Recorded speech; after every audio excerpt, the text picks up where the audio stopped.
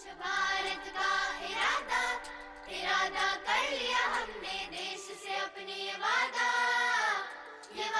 कर लिया हमने। स्वच्छ भारत का इरादा इरादा कर लिया हमने, देश से अपने ये वादा। नमस्कार, स्वच्छता और जल शक्ति अभियान से जुड़ी खबरों के हमारे इस खास सेगमेंट में आपका स्वागत है। बुलेटिन में सबसे पहली नजर स्वच्छता हेडलाइंस पर। देश के सबसे स्वच्छ शहर इंदौर नगर निगम ने हासिल की एक और उपलब्धि, एक्सटेंडेड प्रोड्यूसर रिस्पांसिबिलिटी क्रेडिट हासिल करने वाला बना देश का पहला नगरीय निकाय। सिंगल यूज प्लास्टिक के निस्तारण में किया बेहतरीन परफॉर्मेंस। खरगोन में हरियाली संवर्धन को लेकर जिला प्रशासन ने की पहल, महाराजा के पहाड़ी इलाकों में निजीवन किया जा रहा है विकसित, एक साथ रोपे गए 10,000 पौधे।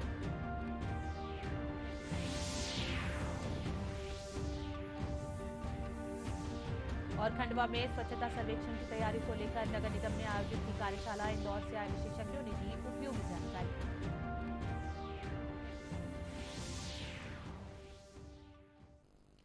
स्वच्छता में लगातार देश में अग्रणी रहने वाले इंदौर ने एक और उपलब्धि हासिल की है। कार्बन क्रेडिट के बाद इंदौर नगर निगम ईपीआर यानी एक्सटेंडेड प्रोड्यूसर रिस्पांसिबिलिटी क्रेडिट हासिल करने वाला देश का पहला नगर निगम बन गया है। नगर निगम को यह उपलब्धि सिंगल यूज प्लास्टिक के बेहतर निपटान के एवज में हासिल हुई है।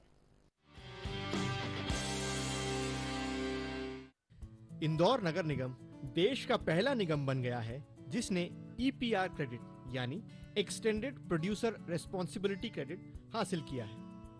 सर्कुलर इकोनॉमी को बढ़ावा देने की दृष्टि से यह बहुत बड़ी उपलब्धि है। वेस्ट मैनेजमेंट और सिंगल यूज प्लास्टिक के खिलाफ नगर निगम द्वारा किए गए प्रयासों और अभियानों के चलते निगम को यह उपलब्धि हासिल हुई है। इंदौर शहर को पॉलीथीन मुक्त कराने स्थानीय प्रशासन व्यापक प्रयास कर रहा है। नगर निगम क्षेत्र में हर दिन 163.8 मीट्रिक टन प्लास्टिक उत्पन्न होता है। इस कचरे को डोर टू डोर कलेक्शन और बल्क कलेक्शन सिस्टम के माध्यम से एकत्र किया जा रहा है। पॉलीथीन के कचरे को हर दिन ट्रीटमेंट कर नष्ट किया जाता है। प्लास्टिक्स जो हम लोगों ने जब्त किया था उसे प्रोसेस करने के लिए जो थर्ड पार्टी एजेंसी है हमारे यहाँ पर, उनके साथ एग्रीमेंट के अंतर्गत हम लोगों ने रिसाइकलिंग एग्रीमेंट उनके साथ किया है। और साथ में जो हमारे पोल्यूशन कंट्रोल बोर्ड और जो हमारे प्लास्टिक वेस्ट मैनेजमेंट एक्ट है 2022, जिसके अंतर्गत ईपीआर के प्रोविजंस किए गए हैं, जिसको हम एक्सटेंडेड प्रोड्यूसर रिस्पांसिबिलिटी से भी जानते हैं, उसके अंतर्गत इंदौर नगर निगम प्रोबेबली देश का पहला नगर निगम है जिसने अपना रजिस्ट्रेशन करवाया। और साथ में इस थर्ड पार्टी एग्रीमेंट के अंतर्गत जो प्लास्टिक की रिसाइकलिंग हुई, लगभग 8 metric ton plastic first tranche में, उसमें हमें जो है क्रेडिट्स डिस्ट्रीब्यूट हुए हैं, शेयर हुए हैं from the third party agency और हमारे through on the MPCB and CPCB यानी कि सेंट्रल पोल्यूशन कंट्रोल बोर्ड के पोर्टल पर ये पूरा ट्रांजैक्शन हुआ है। और आज की डेट पे 8 एमटी प्लास्टिक के निस्तारण और रिसाइकलिंग से हम करीब 8100 का जो हमारा ईपीआर क्रेडिट है वो हम अर्न कर पाए हैं। सेंट्रल पोल्यूशन कंट्रोल बोर्ड के ईपीआर पोर्टल पर पंजीकृत होने वाला इंदौर पहला नगर निगम है। इसके पहले इंदौर नगर निगम कार्बन क्रेडिट भी प्राप्त कर चुका है। इंदौर नगर निगम ने मैं हूं झोलाधारी इंदौरी, प्लास्टिक प्रीमियर लीग और हल्ला बोल ड्राइव जैसे जन जागरूकता अभियान चलाए हैं। इन अभियानों का परिणाम ये हुआ कि प्लास्टिक मुक्त शहर बनाने के निगम के प्रयासों में जनता भी सहभागी बनी। यह जन जागरूकता का परिणाम है कि शहर में 6 प्रकार के कचरों को अलग अलग एकत्र कर उसका निपटान किया जाता है। कमाकर नए तरह की आय की है, जिसको हम क्लाइमेट फाइनेंसिंग भी कह सकते हैं। वैसे ही ईपीआर मतलब प्लास्टिक के क्रेडिट से भी अब इंदौर को पैसा मिलेगा। ये पैसे कितने होंगे, इनकम कितनी होगी, उससे बड़ा ये विषय है कि ऐसे नवाचार करने वाला शहर का, देश का ये पहला शहर है और इसका पूरा श्रेय इंदौर की जनता को है। म्युनिसिपल कॉर्पोरेशन ने अभी जो बीच में ड्राइव चलाया था जिसमें इन्होंने सिंगल यूज प्लास्टिक जो बैन हुआ है उसको जब्त कर रहे थे वहां पे, तो जब्ती करने के बाद जो प्लास्टिक जमा हुआ जो कि प्री कंज्यूमर प्लास्टिक कैटेगरी में आता है, तो उस प्लास्टिक को उन्होंने हमारे इस फैसिलिटी पे पहुंचाया। हम लोग ऑलरेडी म्युनिसिपल कॉर्पोरेशन के साथ में पार्टनरशिप में काम करते हैं, ये पीपीपी मॉडल पे चलता हुआ प्लांट है, तो उन्होंने हमको वो प्लास्टिक यहाँ पे मुहैया करवाया जिसको हम लोगों ने फिर से रिसाइकल करवाया, और रिसाइकल करने के बाद उससे जो क्रेडिट जनरेट होती है पोस्ट प्री कंज्यूमर प्लास्टिक की, वो कंज्यूमर प्लास्टिक की जो ईपीआर की क्रेडिट होती है, वो क्रेडिट हम लोगों ने जनरेट करवाई और बाद में वो म्युनिसिपल कॉर्पोरेशन को ट्रांसफर करवा दी, जिससे कि उनको उससे जो रेवेन्यू जनरेट हुआ है और उसके अंदर से उनको जो पैसा मिला है उसके अंदर का, तो वो उनको एडिशनल बेनिफिट बोल के मिल जाता है। तो ये कार्य हम लोगों ने अभी छोटे पैमाने पे किया है, और आगे चल के अगर बेटर इससे भी बनता है तो हम लोग उसके अंदर करने की कोशिश करेंगे। इंदौर नगर निगम ने जोन स्तर पर 19 निरीक्षण टीमें भी बनाई हैं, जो नियमित चेकिंग कर प्लास्टिक जब्त करते हैं। जन सहभागिता, नियमित निरीक्षण और प्रशासनिक चौकसी के इन प्रयासों की बदौलत ही इंदौर नगर निगम ने यह उल्लेखनीय उपलब्धि हासिल की। इंदौर से केएल जोशी के साथ bureau report, DD news Bhopal. Nimar अंचल के सबसे बड़े शहर खरगोन में हरियाली संवर्धन को लेकर खरगोन जिला प्रशासन आगे आया है। जिला प्रशासन मेहरजा के पहाड़ी इलाकों में निधि वन विकसित कर रहा है। जिला प्रशासन इस स्थान को धार्मिक और आध्यात्मिक तौर पर भी मॉडल स्थान के तौर पर विकसित कर रहा है। देखिए रिपोर्ट। खरगोन के मेहरजा इलाके में खाली पड़ी सरकारी भूमि जल्द ही हरियाली से भरपूर होगी।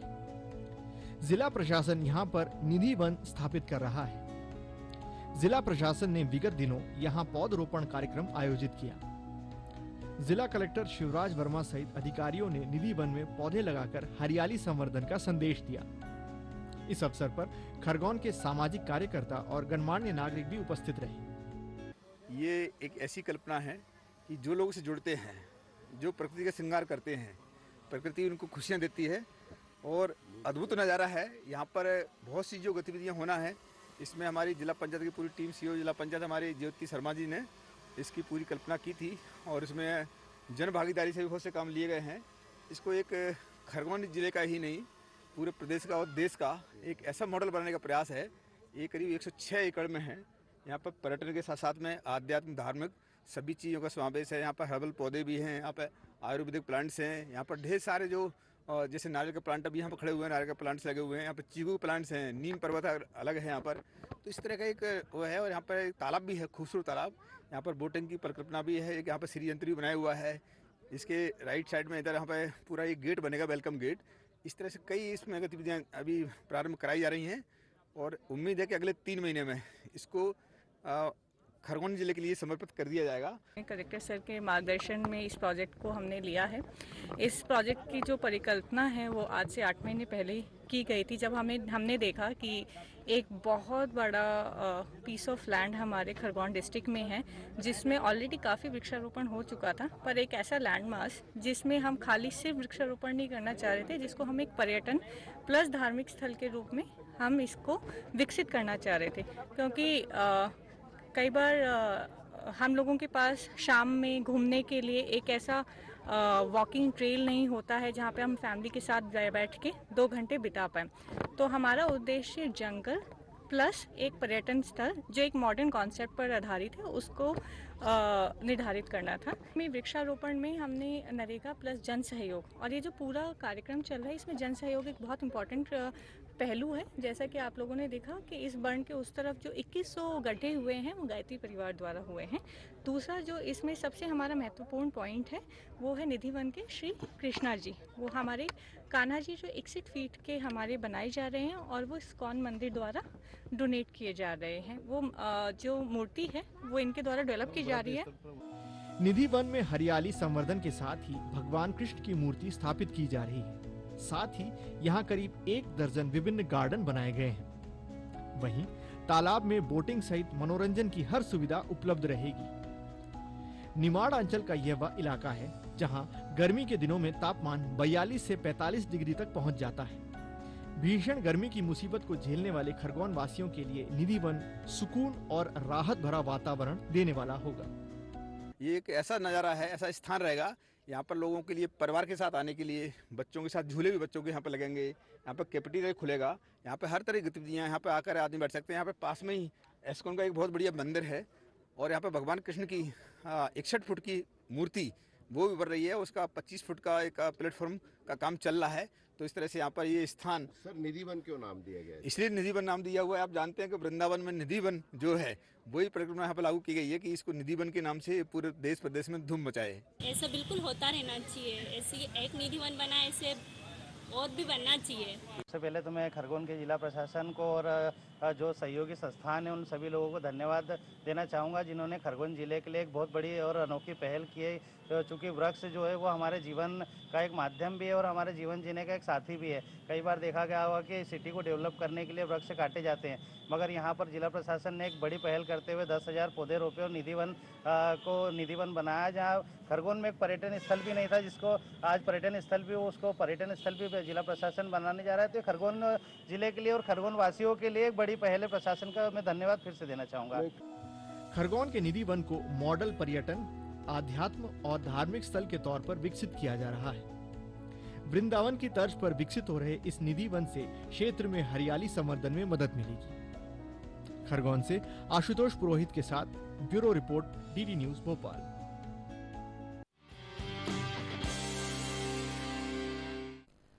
स्वच्छता सर्वेक्षण 2023 को लेकर व्यापक प्रयास किए जा रहे हैं। स्थानीय नगर निगम के माध्यम से खंडवा में स्वच्छता को लेकर व्यापक प्रयास किए जा रहे हैं। इसी के तहत विगत दिनों गौरी कुंज सभागृह में एक दिवसीय कार्यशाला आयोजित की गई। देखिए रिपोर्ट।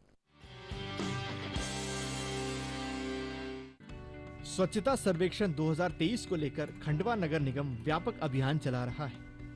इसी सिलसिले में विगत दिनों गौरी कुंज सभागृह में एक दिवसीय कार्यशाला आयोजित की गई। इस कार्यशाला में स्वच्छता के समस्त इंडिकेटर पर चर्चा की गई। कार्यशाला में कचरे के व्यवस्थित निस्तारण और इसके प्रबंधन को लेकर नगर निगम ने जन सहभागिता पर जोर दिया। मुख्य रूप से गैस स्वच्छ सर्वेक्षण आरंभ होने वाला है और अब कभी भी टीम शहर में आ सकती है, तो एक रैपअप सेशन रखना था, सब लोगों को एक बार मोटिवेट करना था और वस्तु स्थिति में एसएसआर क्या देखने वाले हैं उसका एक हमने प्रेजेंटेशन छोटा सा बनाया है कि वास्तविक रूप से वो क्या देखना चाहेंगे और उस देखने वाली चीज़ के बाद में उसके लिए हमारी तैयारी कितनी है उसके बारे में मूल्यांकन करना था। तो उसके लिए एक अपर लेवल की वर्कशॉप की गई थी, जिसमें सभी दरोगा हैं, जेडो हैं और हमारे वरिष्ठ लोग हैं और सभी लोग मिलकर ये प्रयास कर रहे हैं कि हम बेस्ट परफॉर्मेंस दे पाएँ जो हमारे पास लिमिटेड संसाधन है उसके आधार पर। तो उसके लिए एक वर्कशॉप रखी गई थी और इसमें हमने मुख्य रूप से उन विषयों को उठाया जो हम तत्कालिक रूप से तुरंत करके और अच्छे नंबर खंडवा को दिलवा सकते हैं। कार्यशाला से पहले नगर निगम ने एक्सपर्ट से शहर का सर्वे करवाया। इसके बाद कर्मचारियों को कमियां बताकर इन्हें दूर करने के उपाय भी बताए ताकि स्वच्छता में शहर को बेहतर नंबर मिल सके। कार्यशाला में इंदौर डिवीजन के विशेषज्ञ भी शामिल हुए। उन्होंने सफाई कर्मियों को अभियान को लेकर कई महत्वपूर्ण जानकारियां भी दी ताकि स्वच्छ सर्वेक्षण 2023 की टीम आने से पहले इन बिंदुओं पर काम किया जा सके।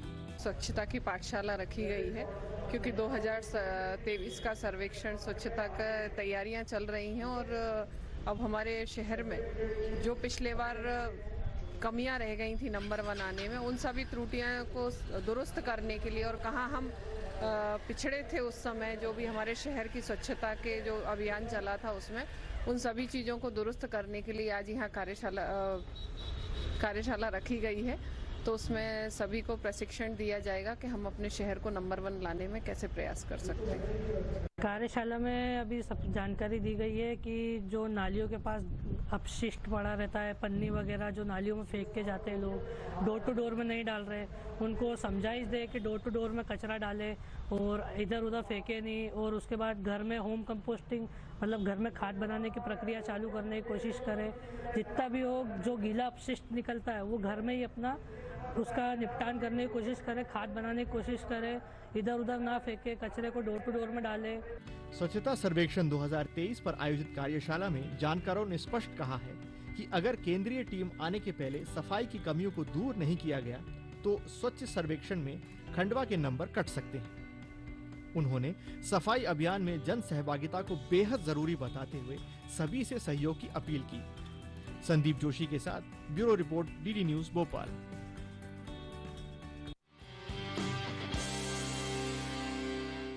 आज के हमारे बुलेटिन में बस इतना ही। आपके पास भी यदि हमारे इस कार्यक्रम से जुड़े कोई सुझाव हैं या स्वच्छता और जल शक्ति से जुड़ी किसी मुहिम को आप इस कार्यक्रम का हिस्सा बनाना चाहते हैं तो हमें ईमेल करें cleanindiaddnewsmp@gmail.com पर। फिलहाल हमारी पूरी टीम को दीजिए इजाजत। नमस्कार। स्वच्छ भारत का इरादा कर लिया हमने, देश से अपने ये वादा कर लिया हमने। स्वच्छ भारत